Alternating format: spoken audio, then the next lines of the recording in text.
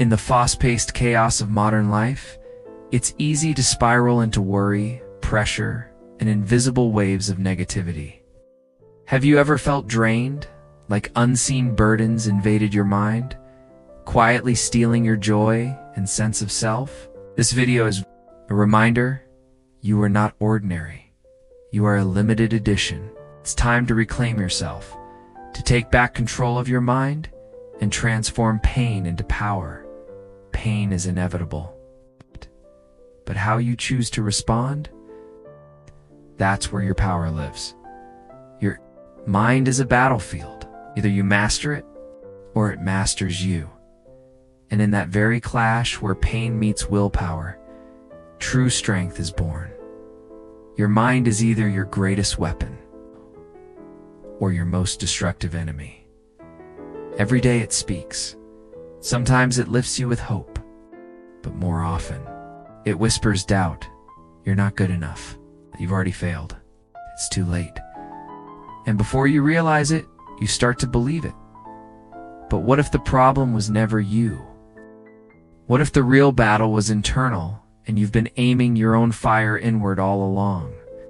Today, that ends. Because the mind that once sabotaged your peace can be reprogrammed for focus, strength, and clarity. And no, this isn't empty motivation. It's grounded in Stoic wisdom backed by modern neuroscience and forged for real-world transformation.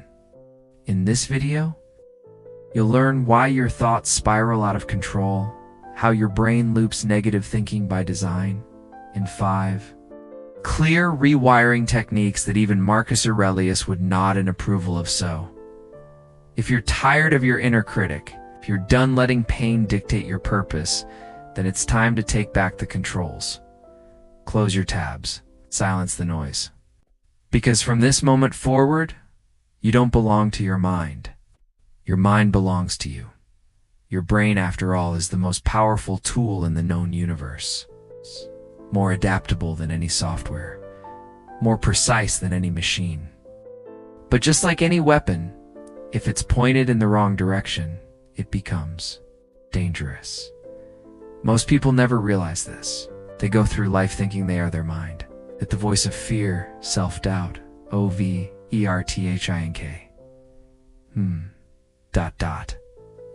is their identity. But that's not you. That voice, it's just programming. It's not truth. It's just repetition. The Stoics understood this thousands of years before brain scans confirmed it. Marcus Aurelius once said, "You have power over your mind, not outside events." Realize this, and you will find strength. But here's the problem.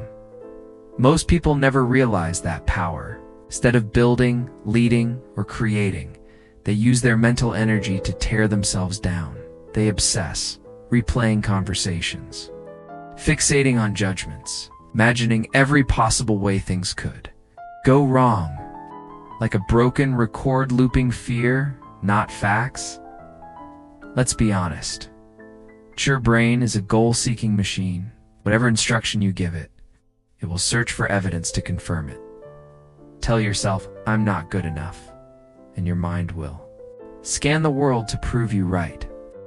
Tell yourself, "This is hopeless," and it will spotlight every setback while blinding you to every opportunity. But here's the truth.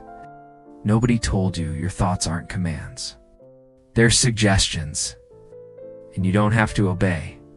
In fact, science confirms what Stoics always practiced.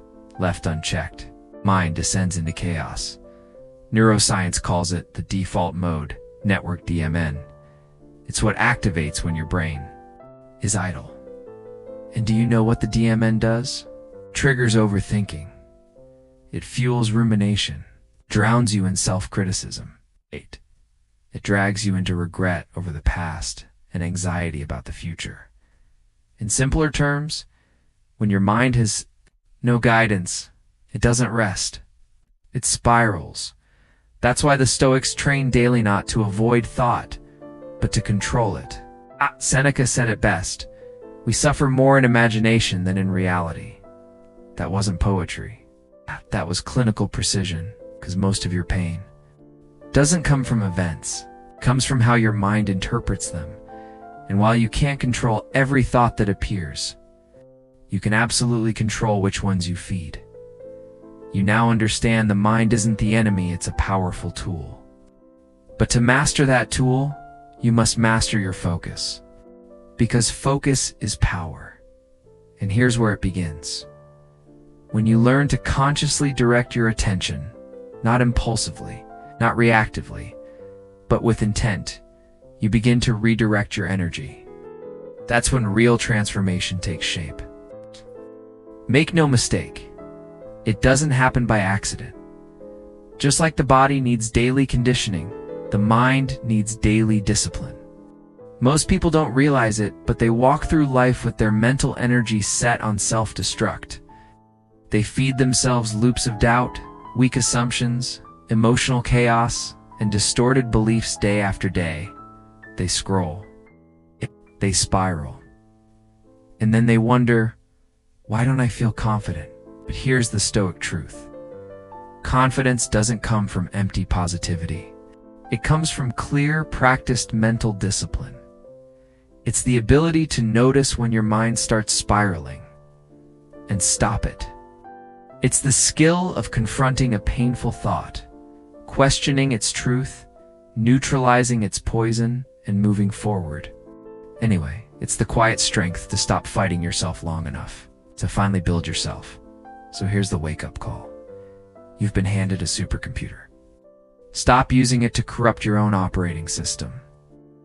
Start using it to design the life you want. Because you are not your thoughts. You are the observer. You are not your fears. You are the gatekeeper who decides what gets to stay. You are not your mind. You are its master.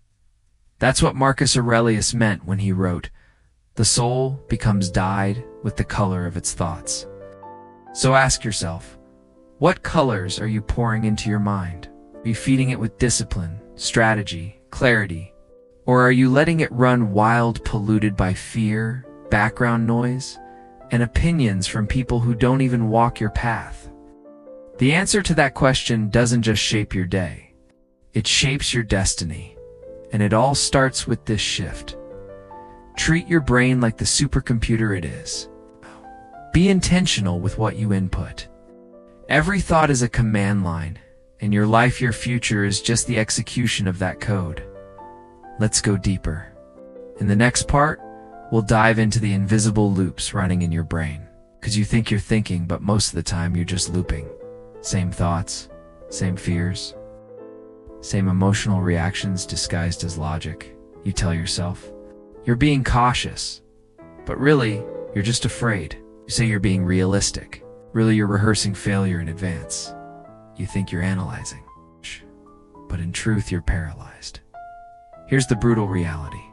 Most of your thoughts today are just recycled versions of yesterday's self-doubt. That's how the brain operates, by loops. It learns through repetition. It builds neural highways through habit. And whichever path you run most often becomes the default. So if you keep replaying memories of rejection, failure, shame, or pain, consciously or unconsciously, that becomes your home base. And then your mind starts to expect negativity. Worse, it starts to search for it. And worst of all, it starts to create it. This is the silent trap that ruins brilliant minds. They confuse familiar pain with truth. The Stoics had a word for this unseen enemy. Fantasia, distorted impressions. Seneca warned us, we are more often frightened than hurt, and we suffer more in imagination than in reality. Right. Modern neuroscience backs him up. The brain doesn't distinguish between vividly imagined fear and real danger. It responds the same way. The same brain regions activate. The same cortisol floods your bloodstream. Same panic floods your body. In other words, you suffer not from what's happening, but from what your mind rehearses. That's the loop, and it won't break on its own. To break it, You need two things. 1. Awareness. You can't defeat what you can't detect. That's why tools like journaling, meditation, and stillness aren't luxuries. They're weapons. They allow you to observe the loop instead of getting lost inside it. Next time your mind starts spiraling, pause and ask, is this thought helpful or just habitual? Am I reacting to reality or to my old programming? What would A Stoic do right now? So how do you break the loop? Begins with a moment of space, and the smallest pause between you and the thought gives you power. Because in that space, you remember you're not the thought. You're the thinker. This is your first weapon interruption. Don't wait until the thought gains momentum. Most people let the spiral spin 20, 30 times before they even notice it. And then it's too late. The loop has hijacked your clarity. It's already shaping your emotions, your energy, your decisions. But if you interrupt it early in the first or second repetition, you collapse it. You prevent it from becoming identity. So how do you interrupt? Move, stand up, change your posture. Breathe, deep, intentional breaths. Shake the energy. Laugh. Watch something absurd.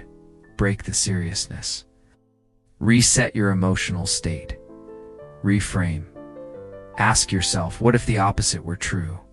This isn't denial. It's cognitive rescripting, Stoic in its nature. As Epictetus said, it's not things that disturb us, but our judgment about them. If your lens is distorted, don't blame the world, clean the glass. And here's a secret most never learn. You don't have to solve every negative thought. You just have to stop feeding it. Thoughts die without attention. They only survive if you give them airtime. Most people don't lose because they're weak, because they give their energy to the wrong inner voice. They sponsor their doubt, fund their fear, and validate shame with their own attention. And then they wonder, why am I stuck? Want to change your life? Start by changing your focus.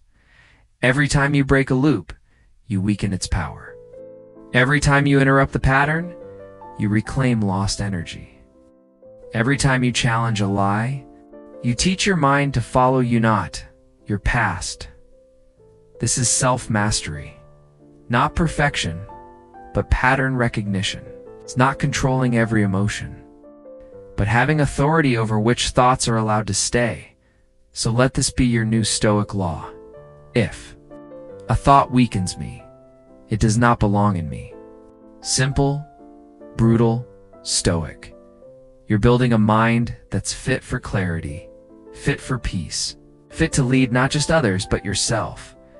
Because how can you lead anyone else if you can't first lead the conversations inside your own head?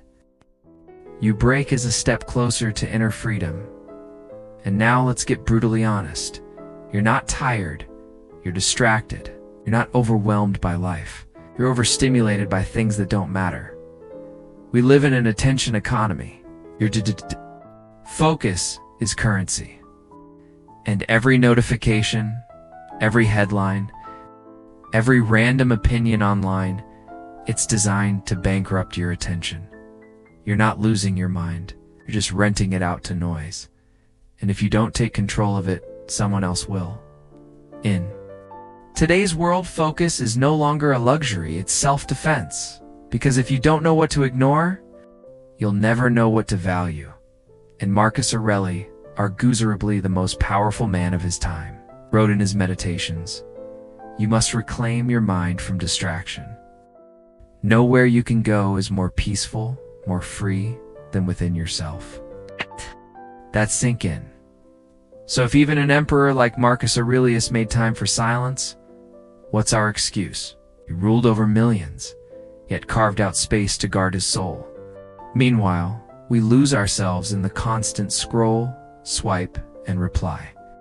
And every time we do, we make a silent trade. I choose this over my peace. I choose this over my growth. Choose noise over clarity. It doesn't feel that way, but that is the effect. Mental clutter is invisible, yet deeply exhausting. It dulls your sharpness, clouds your judgment, chips away at your ability to live with intention. And that's exactly what the noisy world wants. Because the more distracted you are, the more compliant you become. If you're reactive, you're predictable. If you're addicted to validation, you're easy to control. But here's the Stoic truth. A focused mind cannot be manipulated, and that makes you dangerous. Modern neuroscience agrees. Your brain has limited cognitive bandwidth, the fuel you need for reasoning. It's planning, decision-making, regulating emotions, and creating change. But what happens when you spend that fuel on shallow things, like headlines, arguments, constant stimulation? It gets wasted. Stanford researchers call this attention residue. Every time you switch tasks or absorb drama, a part of your mind stays behind. After a dozen switches, you feel scattered, fragmented. Foggy clarity doesn't come from trying harder. It comes from removing distractions. So how do Stoics protect their focus in the modern world? The Stoic Focus Protocol. 1. Silence is scheduled. Not optional. Don't wish for quiet, build it. Block time for deep work. No phone, no tabs, no noise. Just you and your mind. Start your day with stillness. Low stimulation, mornings, no social media, no email. Just journaling, stretching, reading. Even 30 minutes builds mental muscle. Point 2. Your inputs shape your outputs. What you consume becomes how you think. Unfollow accounts that drain you. Mute the drama. Replace junk dopamine with curated insight. Choose books over breaking news. Choose timeless wisdom over trending chaos. Epictetus once said, "If you wish to improve, be content to be thought foolish and stupid." And yes, that includes being out of touch with the latest noise. 3. Guard your inner circle. Some people are walking distractions. They don't fuel you, they drain you. They don't challenge you, they pull you off course. It's not arrogance to protect your mind, it's responsibility. Surround yourself with people who sharpen you, not scatter you. The rest, that's just background noise, Seneca said. Focus is not a skill, it's a lifestyle. Most people think they lack motivation, but what they truly lack is space. Too many tabs open. Mentally, emotionally, digitally. Real power isn't in adding more, it's in removing what's meaningless. Because when you eliminate the unnecessary, the necessary becomes louder. So stop feeding the noise. Stop reacting to everything. Stop letting the world dictate where your attention lives. Reclaim it. Because the mind that is calm cuts deeper than the mind that is loud, and the person who protects their attention becomes untouchable. Let me leave you with this. You are not your thoughts. You are the one who observes them. The moment you forget that, you become a prisoner of every trigger, every emotion, every distraction. We just spoke about reclaiming your attention. Now let's talk about reclaiming your identity, especially in the storm. Because storms don't just happen around you. Sometimes they happen within. The Stoics understood this long before psychology ever coined a term for it. You have power over your mind, not outside events. Realize this, and you will find strength. Marcus Aurelius, that isn't just a motivational quote, it's survival training. For anyone who wants to master their mind and not be mastered by it, you can't control what the world throws at you. But you can control how you relate to it. Most people don't suffer because of what actually happened. They suffer because of the meaning they attach to it. You got rejected? That's just the event. But the pain that comes from the internal story you attach. I must not be good enough. They never valued me. I always fail. You don't spiral because of the rejection. Spiral because you identify with the rejection. That's the trap. And that's where Stoic detachment becomes your greatest weapon. But let's be clear. Detachment is not apathy. It's not emotional numbness. It's not pretending. Nothing matters. Detachment is emotional intelligence in action. It's the discipline to observe what you feel without letting it dictate what you do. Picture a general surveying the battlefield. He doesn't panic when the enemy advances. He doesn't scream when the explosions start. He watches. He adjusts. Commands with clarity. You must become that general. It's not on a battlefield of land, but in the terrain of your own inner world. Here's the trap of identification.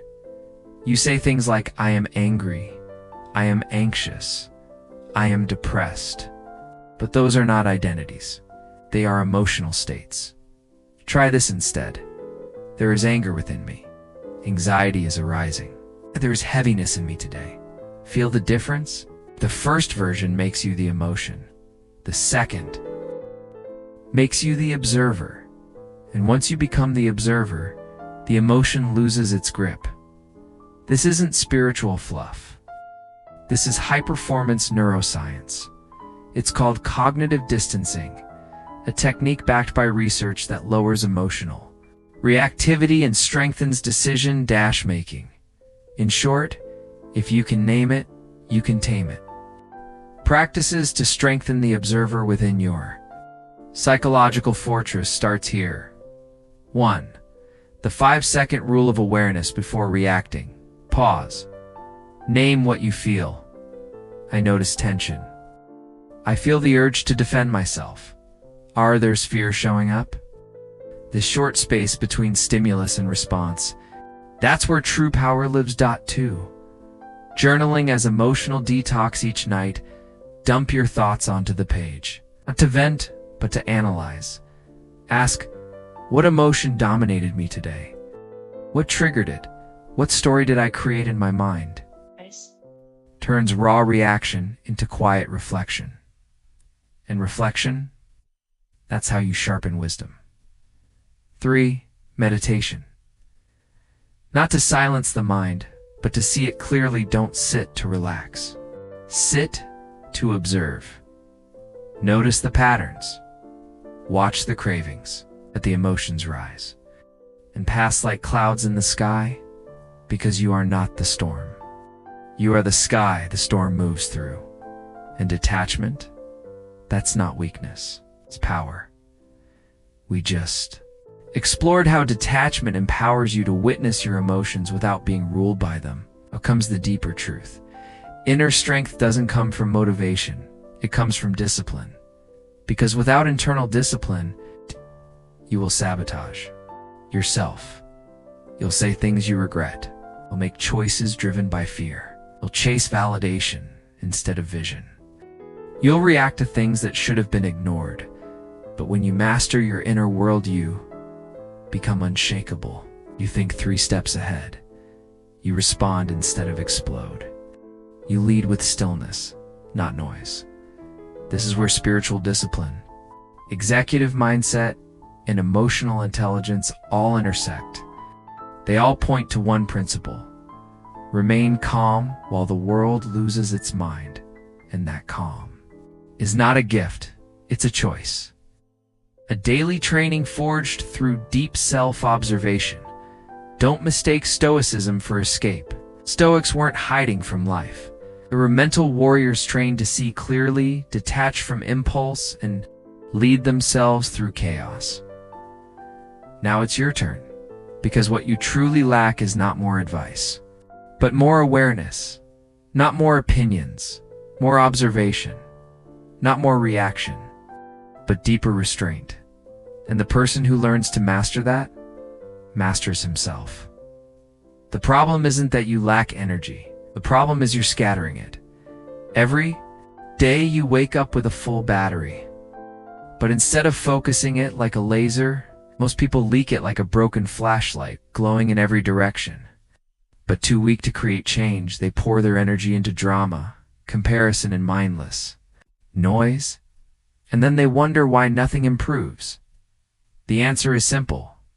You're not lacking motivation. You're lacking alignment. A high-performance mindset isn't about doing more, it's about doing less. But doing it with absolute clarity. And that clarity begins the moment you stop leaking energy and start commanding it like a weapon. Scattered. Energy is the enemy of self-mastery. Let's be brutally honest. Most people don't manage their energy. They outsource it. A single text ruins their whole mood. One hateful comment derails their focus.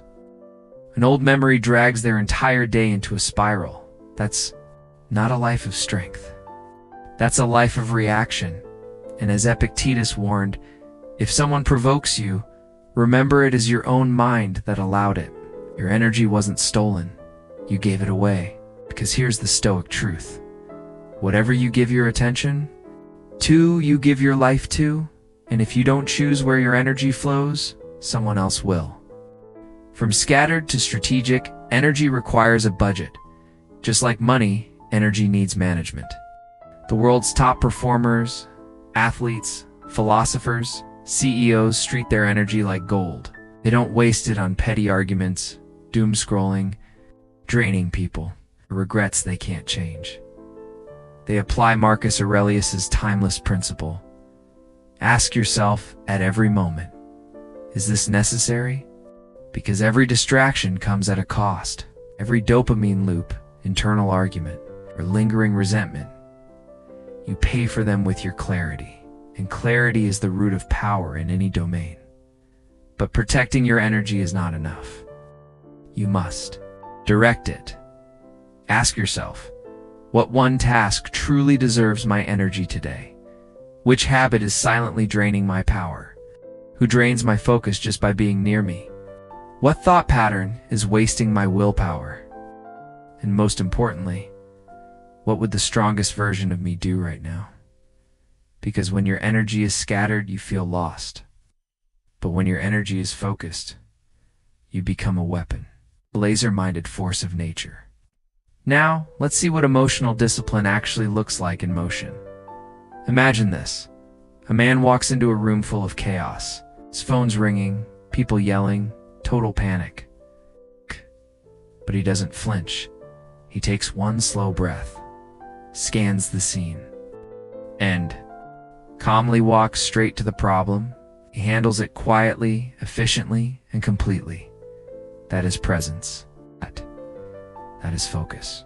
That is power under control. Emotional discipline doesn't mean suppressing emotion. It means mastering where you place it, because emotion without direction is just noise.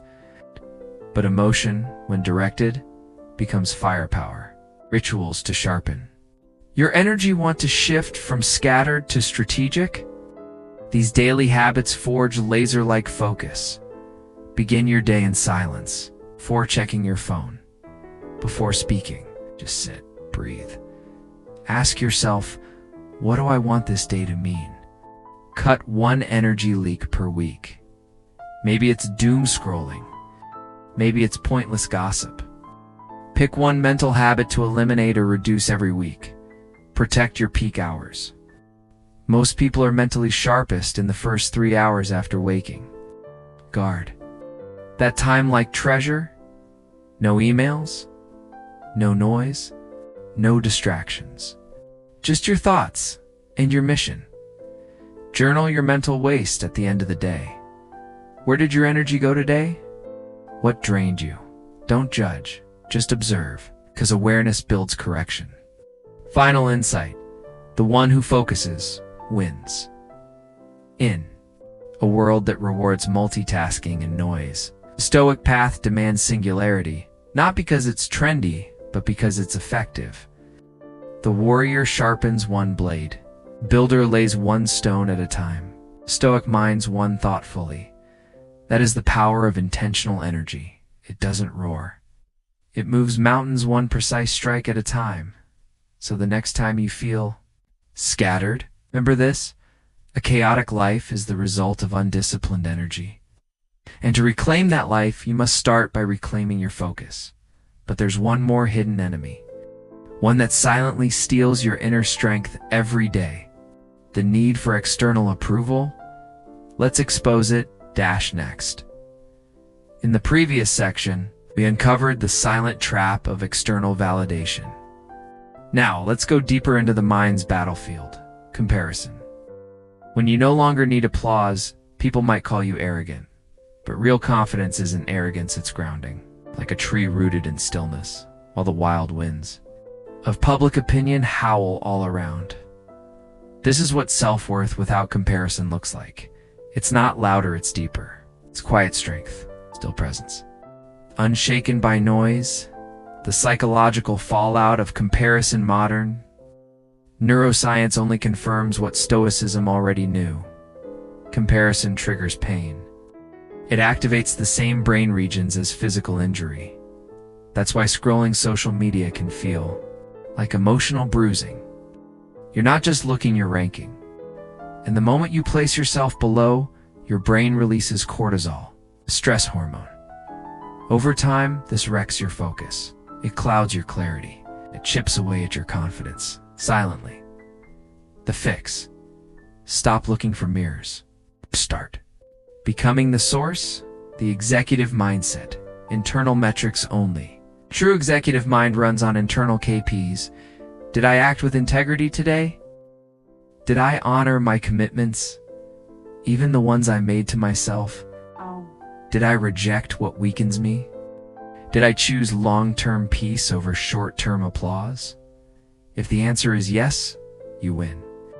Even if no one claps. Even if no one sees. Because when you trust your path, you no longer need a cheering section, but you just need traction. Ritual: detach from public opinion daily here. It's a simple 3-step ritual to break the mirror. 1. Morning journal prompt. Write this down each morning. Today, I will not measure myself by the reactions of others. Write it. Read it. Feel it. 2. 1 hour of invisibility. Spend 1 hour fully unobserved. No social media, no feedback, no performance. Just exist. Walk, cook, think. Breathe without the lens. Point 3. Evening. Reflection. Ask yourself, did I disappoint anyone today because I stayed true to myself? If you celebrate it, that's a win. Final insight: mirrors are for reflection, not direction. Confident people don't use mirrors to decide where to go. They know the mirror only shows who you were, not who you're becoming, so stop chasing. Reflections: you are not here to echo the world. You are here to reshape it with your silence, your vision, and your refusal to shrink for someone else's comfort. Break the mirror. Walk past the noise. Don't look back. But here's the next level. In every room, every conversation, every confrontation, someone is setting the frame. Let's talk about how to own it without saying a word. You've just learned the art of owning the frame without needing to speak. Now it's time to step into the room like you own it, because energetically, you do. When you walk into a room needing validation, you've already surrendered your power to people who haven't even earned your respect. But Stoicism flips the script. You bring the frame. You decide what this moment means. You move from a deep-rooted belief that doesn't shake, no matter who's watching. What does a strong frame look like? It's not loud. It's certain. It's the kind of eye contact that doesn't beg for approval. It's speech that doesn't rush to fill the silence. It's stillness in your body, no nervous tapping, no fidgeting. It's silence that doesn't feel awkward, but dominant. When you embody this kind of still presence, people adjust to you. They soften their tone. They match your pace. Sometimes they even ask permission to speak, not because you demanded it, but because your belief in yourself was louder than their insecurity. Build your frame from within. A man of self-mastery doesn't chase control, he radiates it. He builds his internal frame on 3 unshakable pillars. Preparation. I know why I'm here. I am ready for what comes. Asterisk principles. I will. not betray my code to please you. Presence. You will feel my energy without me needing to speak. This is the essence of leadership presence. It's not about rank. It's not about noise. It's about clarity of being, because when you're anchored in your truth, people believe you even before they understand you. Practical Stoic habit: frame the day before it frames you each morning. Before the world enters your mind, set your frame with these 3 questions. What emotional state will I lead with today? Calm, clarity, conviction. What behavior will I not tolerate from others or from myself? Neediness, excuses, passive aggression. What is my mission today? And what would a king do next? Write it, breathe it, walk into your day like it was designed to respond to your energy. Final insight. The frame is your throne. Do not let your environment define you. Decide who you are first, because in a reactive world, the one who sets the frame becomes the one others orbit, often without even realizing it. People aren't seeking the ultimate truth, they're seeking certainty. And when you hold yours with quiet strength, the world takes notice even.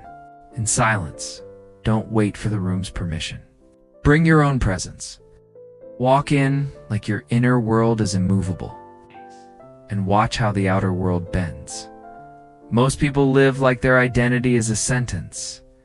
I'm just not that kind of person. I've always struggled with this. This is just who I've always been. But here's the truth. The confident already understand. You are not your past. You are your pattern of choices today. The truly confident don't inherit identity. They design it moment by moment, habit by habit, choice by conscious choice. That design begins the second you stop being loyal to an outdated ER's version of yourself.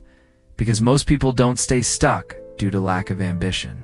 They stay stuck because they mistake familiarity for truth, so they cling to who they've been.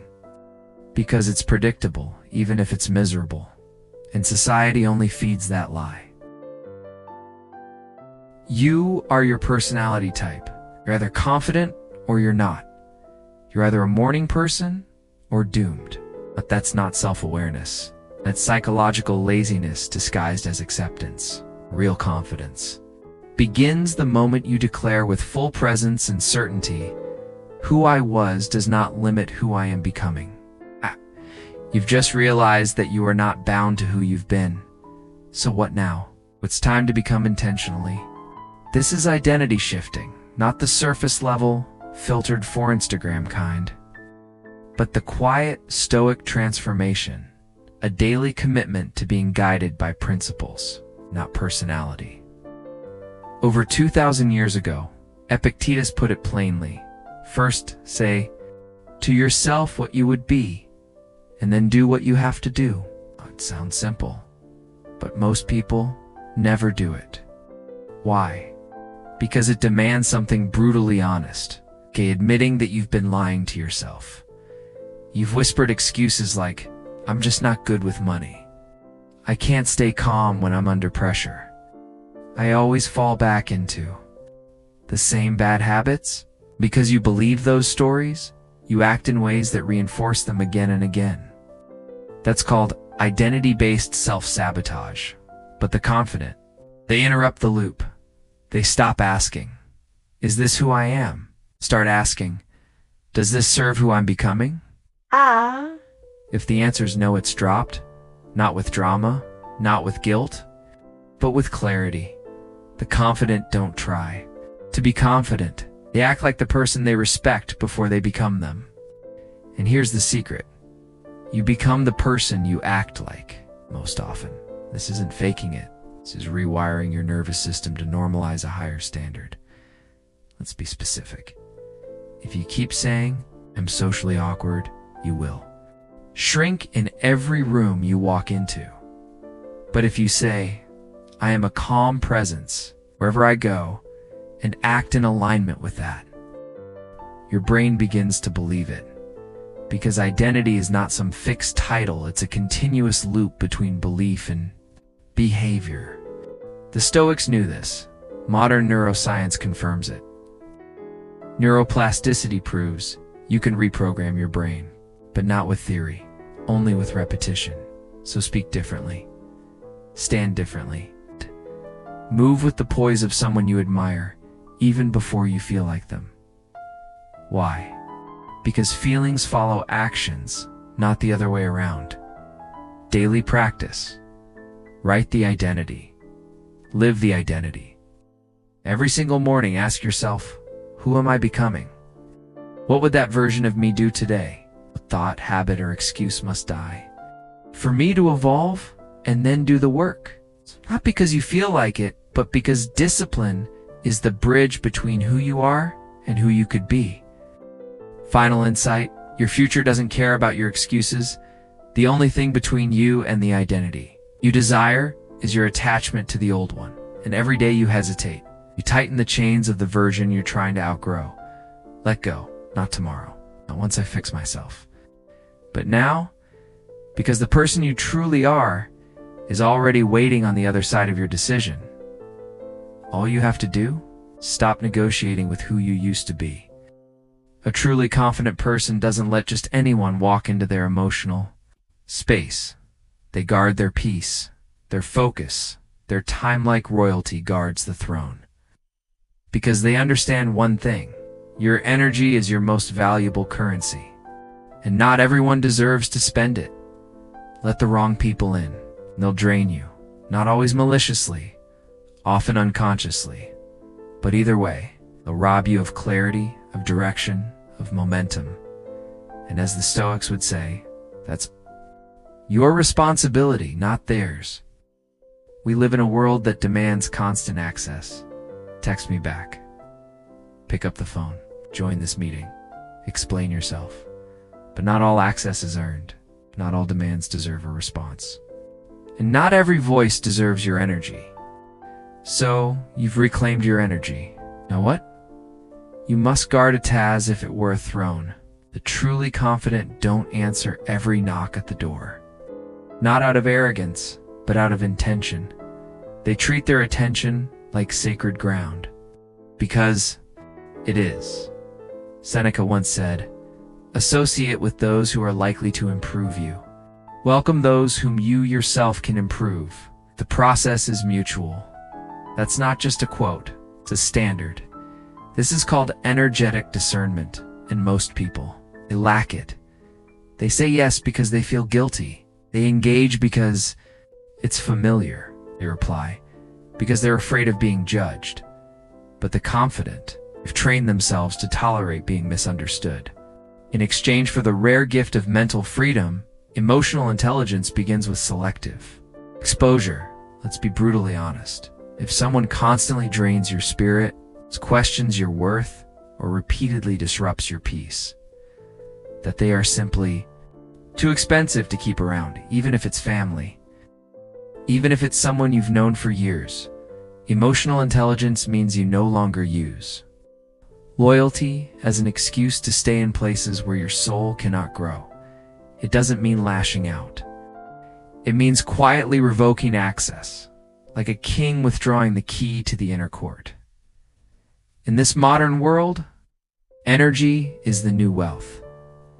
We obsess over time management, productivity, efficiency, but what's the point of having time if your mind is too scattered to use it? Let's break it down. Energy drives focus. Focus drives action. Action builds identity. So if your energy is constantly drained by distraction, toxicity, or drama, you're not just tired, you're drifting. High performers, whether they're athletes, artists, or CEOs, instinctively know this. They don't let every voice inside. Instead, they practice emotional minimalism. Fewer people, deeper focus, stronger results. Protecting your energy requires boundaries that don't blink. That doesn't mean explaining yourself. It means enforcing your peace without apology. You don't need to justify your silence. You don't need to explain why you didn't respond. You don't owe anyone a performance. The confident don't make noise when they walk away. They simply vanish from energies that no longer align with their purpose. This is where Stoicism meets strategy. Marcus Aurelius wrote, "The tranquility that comes when you stop caring what they say, or think, or do only what you do." That's the Stoic blueprint for energetic protection. You don't need control over others, only control over who gets close to your spirit. And that is true power. Daily practice. The circle of access. Grab a page, draw a circle dot in the center. Right, my energy. Now ask yourself, who has unfiltered access to my thoughts? Who drains me versus refuels me? Who respects my silence without needing an explanation, and then adjust? Because every low-quality input you allow in delays your evolution. Final insight, guard your energy like it guards your future, because it does the old you. Gave away access freely. But the evolved you must guard it fiercely. Your destiny is too important to be leased out to people who don't honor your peace. So stop explaining, stop apologizing, stop diluting your power too. Make others comfortable. Your energy is your throne. Your boundaries are your guards. Now act like royalty. You don't become confident overnight. You forge confidence like a craftsman hammers a sword, one strike at a time, one boundary at a time, one sacred choice. At a time you've drawn the circle, you've guarded your energy. How do you build the inner strength to keep it? Pressure, repetition, relentless consistency. True confidence doesn't come from talent. It doesn't bloom from popularity or random moments of success. It's born quietly through honoring small promises to yourself, day after day. This is what the Stoics mastered. They didn't chase motivation. They built momentum through discipline. Every act of consistency is self-trust in motion. When you say, "I'll wake up at 6 a.m.," and you do, your subconscious whispers, "I believe you." When you say, "I won't touch my phone during deep work," and you don't, you quietly cast another vote for your future identity. That's not motivation. That's mastery, Marcus Aurelius said. Waste no more time arguing what a good man should be. Be one. That's not just a quote. That's a call to consistency. Because nothing breaks confidence like self-betrayal.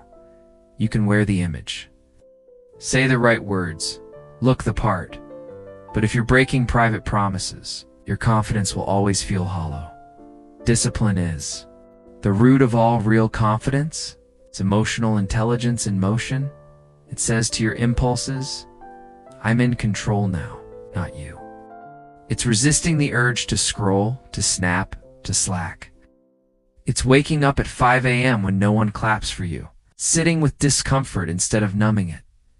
These aren't glamorous moments, but they're the real bricks of inner power, because the person who governs themselves can withstand anything. The 3 pillars of daily self-mastery. 1. Mental clarity. Your mind is your command center. Declutter it. Journal to release the noise. Meditate to detach from spirals. Block time for deep, focused work. A distracted mind cannot lead, but a clear one commands. 2. Emotional regulation. You'll be tested by people, by pain, by pressure. Your job isn't to avoid it, it's to respond with mastery. Use the 3-second rule before reacting. Will this matter in 3 days? 3 months? 3 years? Use your breath like a weapon. Inhale clarity, exhale chaos. The world follows those who stay calm in the fire. 3. Behavioral integrity. Do what you said you would do, even when no one is watching. Keep the habits that sharpen your identity. Don't abandon routines when you feel tired or uninspired. Motivation is a spark. Discipline is the flame, and high-performance confidence. It's boring. And that's exactly the point. Most people crave intensity, breakthroughs, applause, moments. The confident crave consistency. You don't need to go viral. You need to keep going. You don't need to be perfect. You need to be predictable to yourself. Because long-term confidence isn't built on hype. It's built on habit. Final insight. Stay loyal to the process even when the results are invisible. There will be days you question it all, when your effort feels unseen, when your standards feel isolating. That's when most people quit. So that's when you double down. The Stoics weren't chasing outcomes. They were chasing virtue. Epictetus left the map. First, say to yourself what you would be. Then, do what you have to do. That's the formula. Declare your identity. Honor it with action. Repeat until it becomes who you are. Because confidence isn't a feeling. It's a decision repeated daily. The truth is simple. You don't become confident by accident. You become confident when you stop performing and start becoming. Not louder, not flashier, but calmer, sharper, stronger. From within, because in the end, confidence isn't how the world sees you. It's how you face the world with stillness, with presence, with power that no one gave you, because you built it yourself. So the question isn't, do I have confidence? The real question is, am I willing to earn it one choice, one day, one inner victory at a time? Because confidence isn't something you feel. It's something you become. In silence, in solitude, when no one's watching but you. And to become that version of yourself, you must first protect the battlefield of the mind. Remember this, your mind is limited space when it's filled. With negative people and toxic noise, you slowly lose the future you were meant to live. Life is a choice, and learning to protect yourself, to stand firm in your truth, is a vital skill every adult must master. I hope this video helps you cleanse your thoughts, to let go of emotional waste, meaningless judgment, useless information, and draining social interactions, so you can focus inward, toward peace, power, and purpose. Let Stoic Havenway walk beside you, not to impress, but to awaken, to help you convert pain into power, to help you build a life with no regrets, a life where you walk with clarity and shine without apology. If this message hit you deep, don't keep it to yourself. Share it. Let it be the wake-up call someone else needs. You're not weak. You're just not consistent yet. Drop a fire in the comments if you're committed to building unshakable self-mastery. And if you're ready to walk the path of true strength, subscribe to Stoic Havenway, because here we don't chase hype. We build inner power. And the most powerful trait of the truly confident, it's already inside you, waiting. See you in the next video. Stay sharp. Stay grounded. Stoic Havenway.